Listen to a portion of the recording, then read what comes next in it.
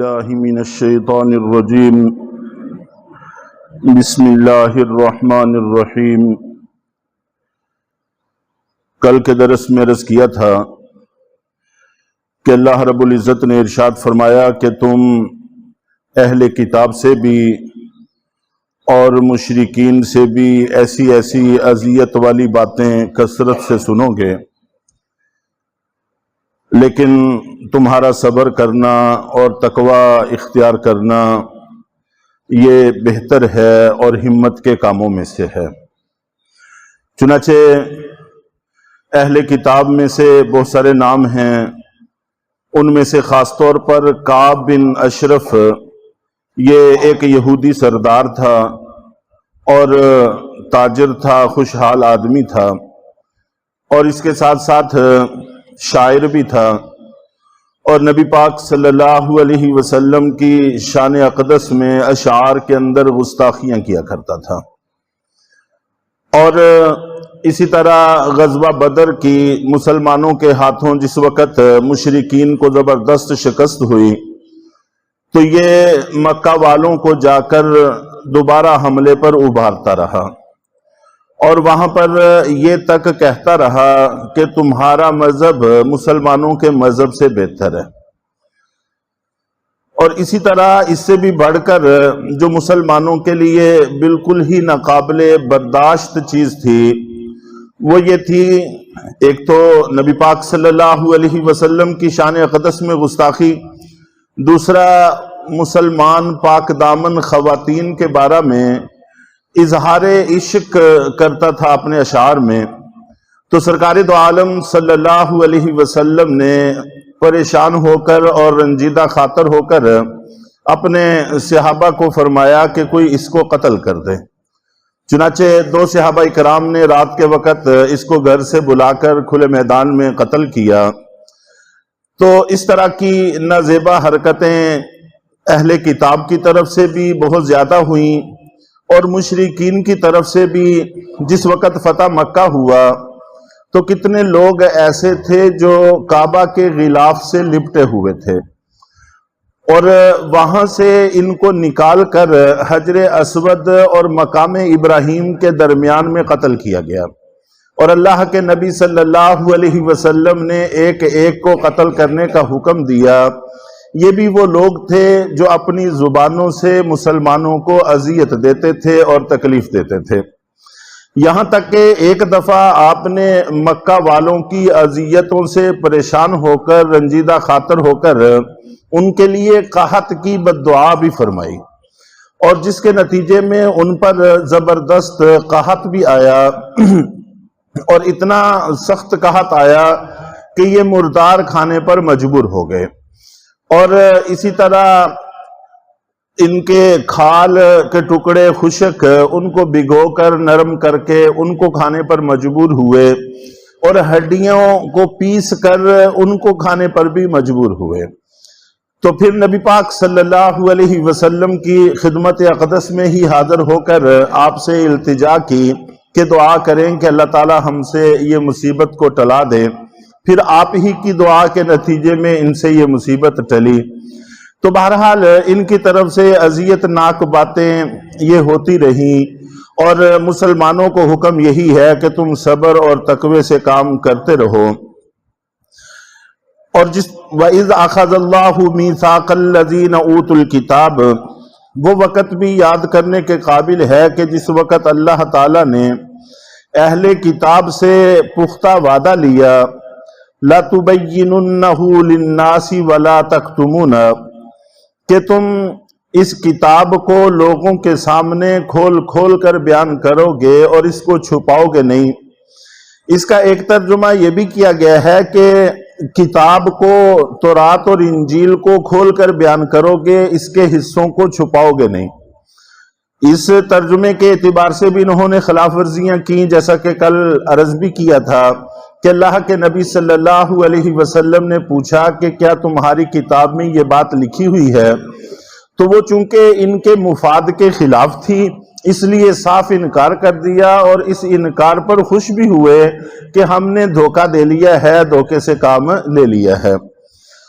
اور دوسرا ترجمہ اس کا یہ بھی کیا گیا ہے کہ اس عہد کو کھول کر لوگوں کے سامنے بیان کرو گے کہ اللہ نے ہم سے عہد لیا ہے اور ہم اس عہد پر قائم ہیں اور اس عہد کو چھپائیں گے نہیں.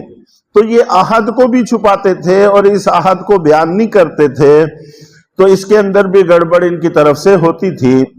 فَنَبَذُوهُ وَرَاءَ ظُهُورِهِمْ وَاشْتَرَوْا بِهِ ثَمَنًا قَلِيلًا. اور مسلمانوں کے لیے بھی حکم یہی ہے کہ قرآن و سنت کے احکام کو کھول کر بیان کریں اور ان کے اندر بیان میں کسی حصے کو چھپانے کی کوشش نہ کریں. لیکن اس کے ساتھ یہ شرط ہے کہ جہاں بیان کرنے کا موقع ہو وہاں پر بیان کرنا چاہیے. مثال کے طور پر عوام ہے، ان کے ایک علم کی سطح ہے، وہ وہاں تک کی ہی بات سمجھ سکتے ہیں، اس لیے ان کے سامنے وہاں تک کی ہی بات کرنی چاہیے تاکہ کسی طرح کا انتشار پیدا نہ ہو. اور عوام کی سطح سے کچھ بالا تر باتیں ہوتی ہیں جو صرف علماء اور اہل علم کے حلقوں میں زیر بحث آتی ہیں، ان کو عوام میں اچھالنا یہ کوئی علم کو بیان کرنا نہیں ہوتا بلکہ انتشار کو پیدا کرنا ہوتا ہے. اور اس وقت نیٹ میں نئے سے نئے سکالر یہی کام کر رہے ہیں کہ جو باتیں صرف اہل علم کے حلقہ کے بیان کرنے کی تھیں ان کو عوام میں اچھالتے ہیں، جس سے عوام میں انتشار پیدا ہوتا ہے اور گمراہیاں پھیل رہی ہیں. تو اس لیے اس بات کو بھی ملحوظ خاطر رکھنا بڑا ضروری ہے. اور پھر اسی آیت کا سہارا لیتے ہیں، تو یہ آیت کو غلط مفاد میں استعمال کرنا ہوتا ہے. فَنَبَذُوهُ وَرَاءَ ظُهُورِهِمْ، اور انہوں نے اس عہد کو اپنے پس پشت ڈال دیا. وَاشْتَرَوْا بِهِ ثَمَنًا قَلِيلًا، اور اس کے بدلہ میں تھوڑا سا دنیا کا فائدہ کما لیا.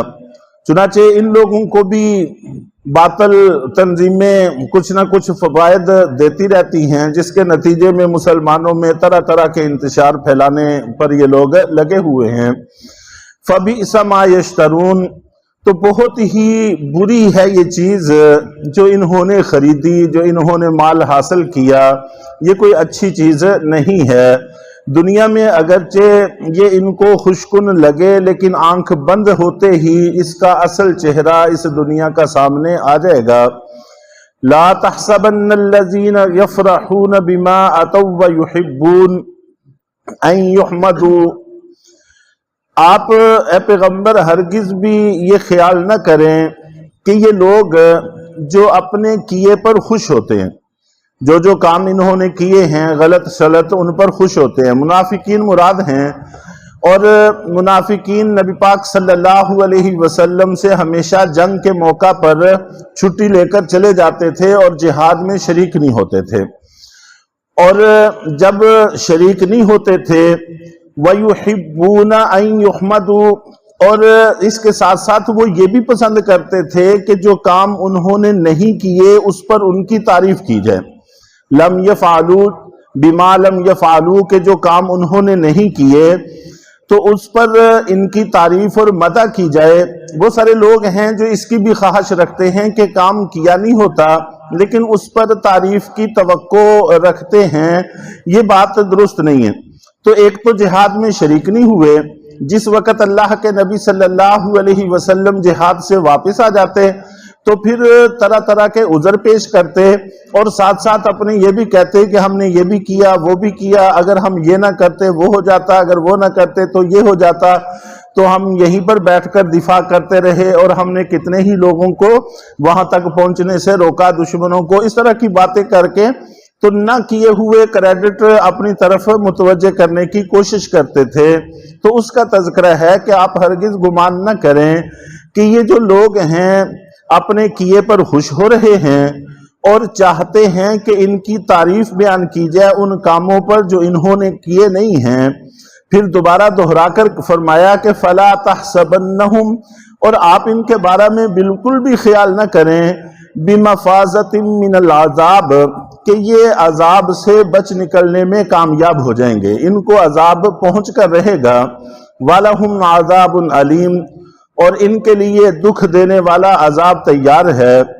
وَلِلَّهِ مُلْكُ السَّمَاوَاتِ وَالْأَرْضِ، آسمانوں زمین کی بادشاہی اللہ ہی کی ہے۔ وَاللَّهُ عَلَى كُلِّ شَيْءٍ قَدِيرٌ، اور اللہ تعالی ہر چیز پر پوری قدرت رکھنے والے ہیں۔ اللہ تعالی ہم سب کو عمل کرنے کی توفیق عطا فرمائے۔